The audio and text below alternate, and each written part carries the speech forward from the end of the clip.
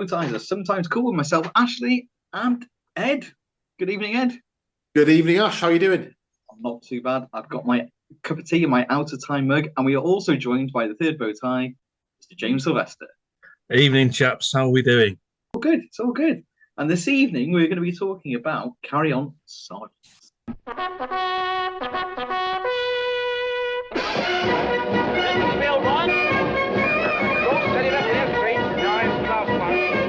Say, look, a knife for getting things out of a horse's foot. I've always wanted one of these. Medical. A farce.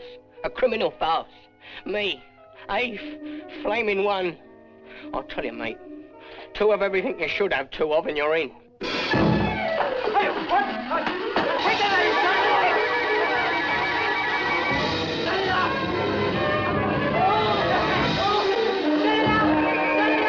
If you've never been doubled up before, if you've never lost your breath laughing, we warn you it could happen now. Get your hair cut in the morning. As you watch a bunch of physical jerks, a proper shower of misbegotten misfits who never miss a trick. Now, I'm a quiet, reasonable, humane man. I know. My mother told me. Oh, yes, I had a mother and a father, even though I'm a sergeant. Can I report sick, please? William Hartnell as Sergeant Grimshaw. Shirley Eaton as Mary, a honey pining for a honeymoon, just married to a ripe Charlie, Bob Monkhouse. You want leave to get married, do you? Oh, no, sir. It's just that I want to arrange things. Dirty rotter. Eric Barker as Captain Potts. Dora Bryan, the naffy cook, who whips up a little passion with Kenneth Connor as Private Horace Strong, the hypochondriac. Why are you so frightened of love, Horace? Let me get out. O'Neill, gotta take a pill. Hattie Jakes, the M.O. Bill Owen as Corporal Copping. Charles Hawtrey as Private Golightly. Curtain! Curtain! Stop! Get out!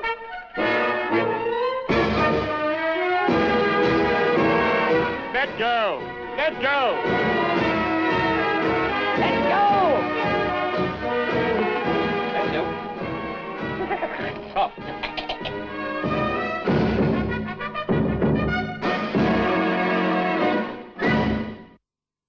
Why did you choose Carry On, Sergeant? Apart from the fact that Doctor Who's in it.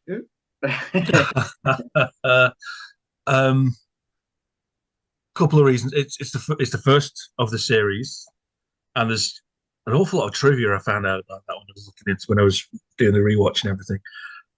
And although, yeah, you can still see the same type of humor kind of runs through all of them. As a film, it's very different to how that series ended up.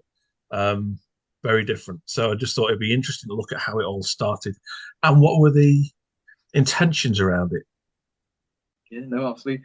Well, I'd not watched it for ages. In fact, I had to sort of actually get up and go into my DVD collection because I couldn't find it on any streaming. And so I watched it. And yeah, you bang on. I mean, it's so different. I mean, for starters, because you're so used to the team. I mean, none of them really feature on the opening credit. Well, they do feature on the opening credit, but not early on. You know, you've got Hattie Jakes well down the list. So Bill Owen was in there. Terry Scott was in there. We got obviously William Hartnell in there. I just said Bill Owen. We got Shirley Eaton in there, who, as we're recording this, is 87 today, but God knows when this will go out. So he could even be 88 by the time this one goes, but who knows? Kenneth Williams in there as well, and even though obviously he's not this, you know, he's obviously very aloof in it and what have you. Very watered down in this. It's not camp. He's obviously playing a kind of effeminate role in a way, but he's not high camp in the way that his performances would later become, and he's not cartoonish. He's playing an intellectual. And he's very dry and sarcastic in this one, which I really enjoy his performance. You? Yeah? What? Who are you? James Bailey, BSc Economics. Your number? I'm not proud of it. It was given to me. I earned my degree. Your rank? Well, that's a matter of opinion. Look at this man. You've nothing to complain of. Look at the suit they've given me. Look at this, plumped on my head without even the pretense of fitting. As a good soldier, I accepted it without complaint. As a good officer, what do you think? Well, pride in appearance plus confidence in one's superior equals good start. Fall out. Get yourself a new hat. Excuse me. Of course. What? Kenneth Connor's in it with quite a substantial role. Kenneth is in it. Hattie turns up as the doctor. She's only in, I think, one scene. Terry Scott's role's quite small. And the major roles, apart from, I've got to look up his name. I wrote it down before. Eric Barker, of course. Unforgivable of me to forget his name.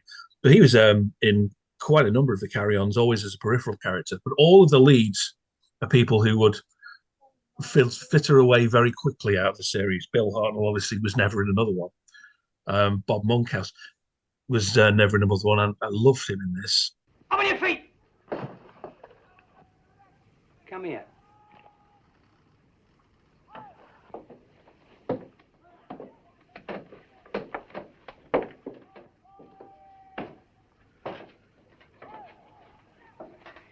So you know all about the Bren gun, eh?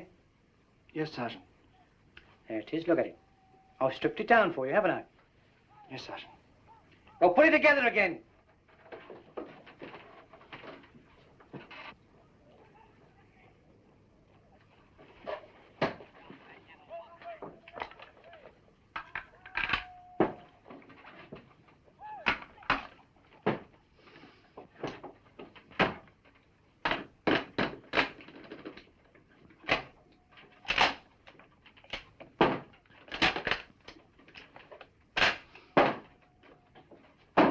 Sergeant. Get up, all of you. Well, Looks as though you was listening after all. I wasn't listening. Hey? I used to work in the factory where they make these things. But yeah, a very, very different look to the cast and a very different feel. It's still a farce, but it's still a different feel to the film from what you're used to. Edward, you've been quiet because we haven't let you speak. So come on. Okay. Yeah, I really loved it. Watched it again last night with my sort of critical head on. And it's an interesting sort of social document of its time because I can't imagine people now putting up with having to go on national service. But then, apart from Kenneth Williams' character, it was sort of accepted that that's part of life and that's what you do. And, you know, what is it, 65 years ago it was made. So the world has changed so much and attitudes have changed so much in the last 65 years. I mean, the carry-ons, you know, went in 10 years from this sort of gentle, sort of almost Ealing-style comedy to sort of Barbara Windsor's Top coming up every 30 seconds within 10 years. So it sort of evolved it reflected the sort of changing times as sort of for the more sort of reserved conformist 50s to the more permissive later 60s. It was the films are actually, yeah, they're cheap, yeah, they're silly, they're smutty, they're innuendo ridden, but they are a very, very interesting sort of social document of the time that they were made. They sort of reflect, they're like a sort of comedy reflection of Britain of the time. Acting wise as well, I think it's an amazingly acted film because I don't think the characters we know hadn't become the characters we know. Sort of Kenneth Williams hadn't become. He was given. It was a considered character performance. It was. Yeah. You know, the only one really that was playing it for laughs was Hawtrey, but Kenneth Connor. He was a comedy character, but I think Kenneth Connor. I think I've said it previously to you, Ash. I think Kenneth Connor is one of the most underrated actual actors Britain's ever produced. Oh, He's God, yeah. amazing. What a brilliant character actor. He really. I was about to say the same thing because, yeah, a lot of the carry-ons are formulaic, but he will, whatever role he has in them and in everything else that he did, you completely buy him as that character. He's absolutely fantastic.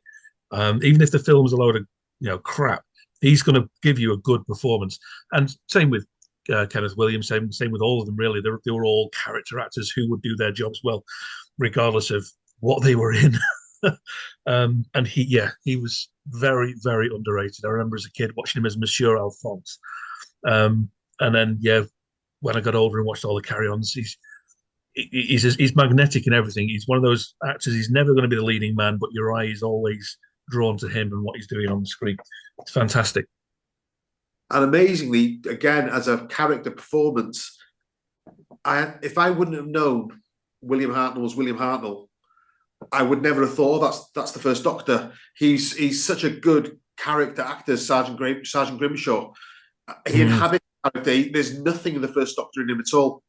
No. Even he doesn't even look like him because of it's all in the face. He really inhabited the character. Well, yeah, his face is so much harder. I mean, I know it's a handful of years before he did Doctor Who, but he has a very hard face. You can imagine him. You totally buy this guy as an army sergeant, as a drill instructor, and you wouldn't want to mess with him. I believe he got that role on the back of the Army game, where he played a similar thing. But Hartnell again, and it was interesting. I don't know if I'm sure you will have seen it, that unearthed bit of interview from that they found from shortly after he left Doctor Who when he was in pantomime. And he was really quite resentful almost with the fact that he was there doing pantomime. And he was saying, look, pantomime is not legitimate. I am a legitimate character actor. Pantomime isn't it? I'm doing this because it's a job. And you watch me in Brighton Rock, any of those early films. I mean, what a tour de force he is. He's phenomenal. And yeah, this film is about him and Bob Monkhouse, you'd say, are the leads.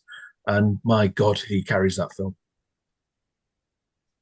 The thing is with the Bob Monkhouse thing, he starts it off well, then he sort of disappears, and it gives time for the other characters to sort of grow as well, really.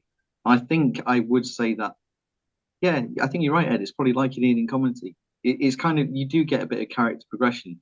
I know you like your character progression.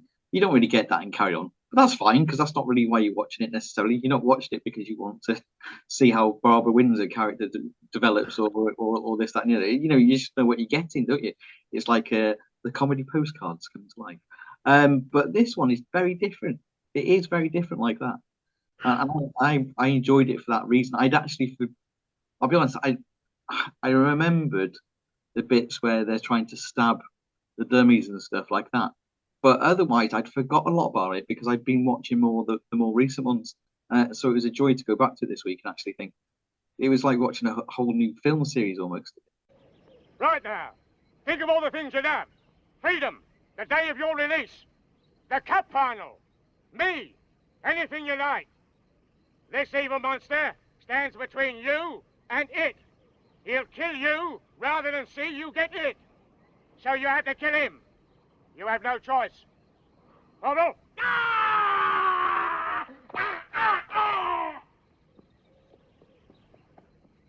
Right, get all right. And it good. All right now, one at a time. Touch!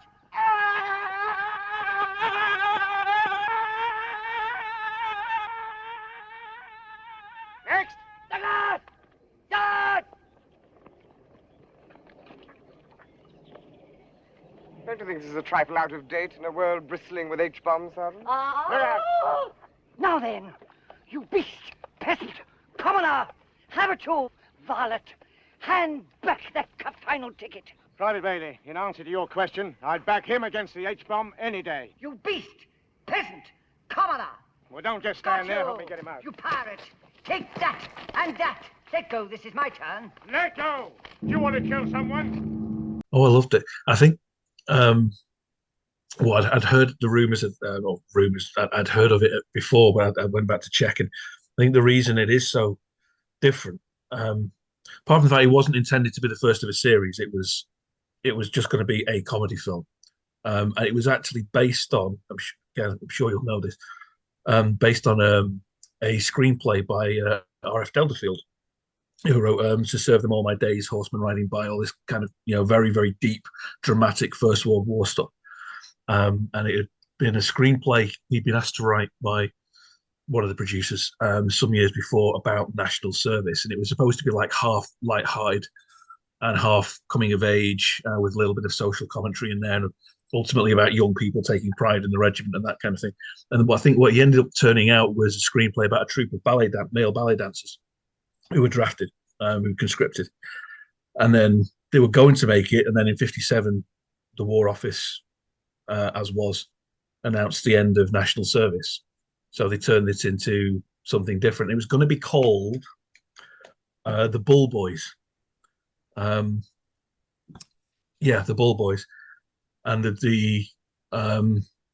because of the passage of time, Delderfield went off and just made a screenplay. And I think he said that his original script has become a play, and the screenplay he'd written was changed and adapted, and they took the ballet element out and did some other things, and they didn't like the title, The Bull Boys, and there'd been a film the year before called Carry On Admiral, which was again a comedy. It was nothing to do with the Carry Ons, although I think Joan Sims was in it, coincidentally. And they just to try and cash in on that, they just called it Carry On Sergeant, and it ended up being one of the most profitable English British films of that year. And it was only because of that they thought, oh well, we'll get another one out of this, and went on and made Carry On Nurse, or whichever one came next. So it was written as a dramatic social commentary that was tarted up and messed around with to fit them. So that's possibly why it is so, not jarringly different, but it is so noticeably different to everything else that came after it. It's funny you saying earlier about the Carry On as we know them, the actors, not really getting a look in the main cast. I'm looking at the poster for it now. So you've got the laughter hit of the century, and then you've got the actors William Hartnell, Bob Monkhouse, Shirley Eaton, Eric Barker, Dora Bryan, Bill Owen. The only Carry On regular in the big bold writing is Ken Connor. Wow.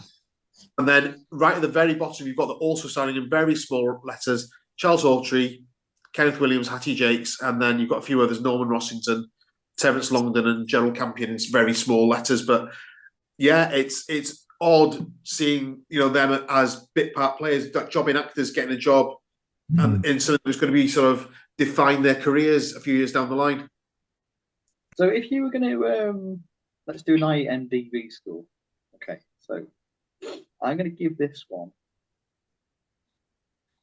7.5. I think 7.5, somewhere around there, because it's a little bit different from the others, which is one reason I like it. But also perhaps one reason I'm not giving it 4. So you see what I mean? It works for it in its favour and against it. But I did really enjoy, especially Kenneth Williams in this. I like the watered down version of Kenneth Williams. It's a shame, yeah. So maybe I'll never watch the other ones in the same way again. Charles Hawtrey was quite good. All of them great, but it was nice to see those little characters, but very much as bit parts. Literally, not much screen time at all. If only they knew how it was all going to turn out for them. If you'd have asked me a week ago, I probably would have said 6.5. Watching it again and sort of taking it in as a product of its time, rather than comparing it to the other Carry On films, watching it in a vacuum. I think I did this with On Her Majesty's as well, with the James Bond one, but watching it in a vacuum as a film in its own right and on its own merits, it stands up very, very well. It sort of stands up with the likes of sort of the Titfield Thunderbolt and the Lady Killers, films of that era from that time. So it's more, I see it as more of an Ealing with the Carry On name on it than the first of the Carry Ons. So I'd give it 8 out of 10. I would. It's really got. It's a lot. If I had to rank in my Carry On films now, it would be in my top 10. A week ago, it wouldn't have been, but it's definitely an absolute overlooked gem. James.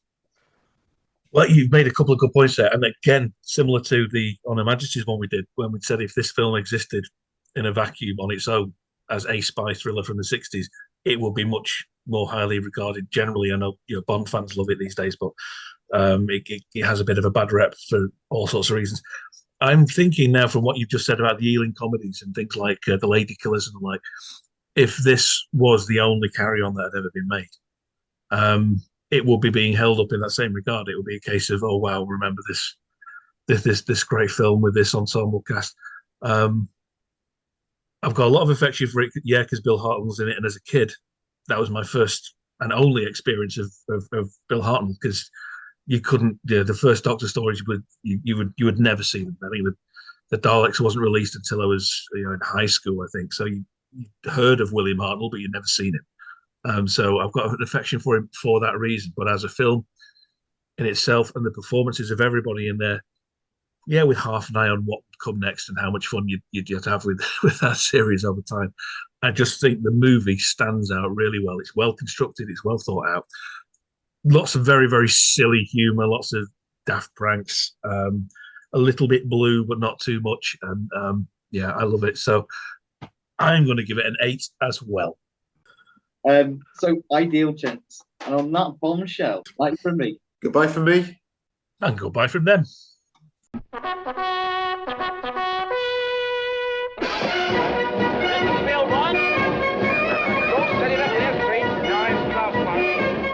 look, a knife for getting things out of a horse's foot. I've always wanted one of these. Medical. A farce. A criminal farce. Me, Ace, flaming one. I'll tell you, mate. 2 of everything you should have 2 of, and you're in.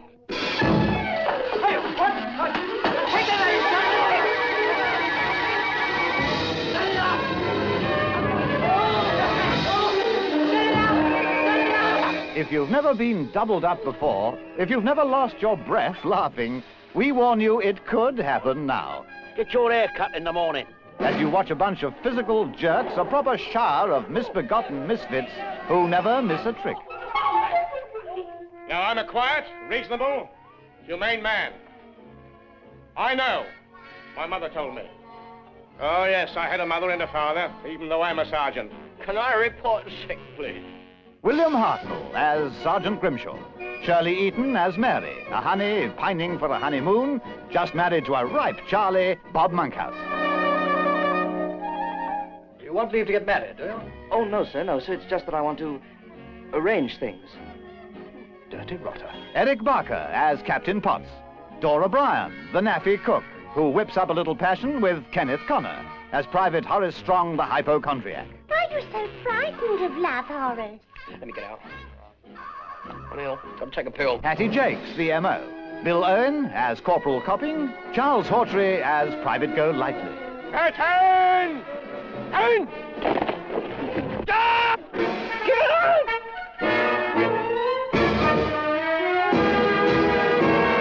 Let go! Let go! Let go! Let go. Soft.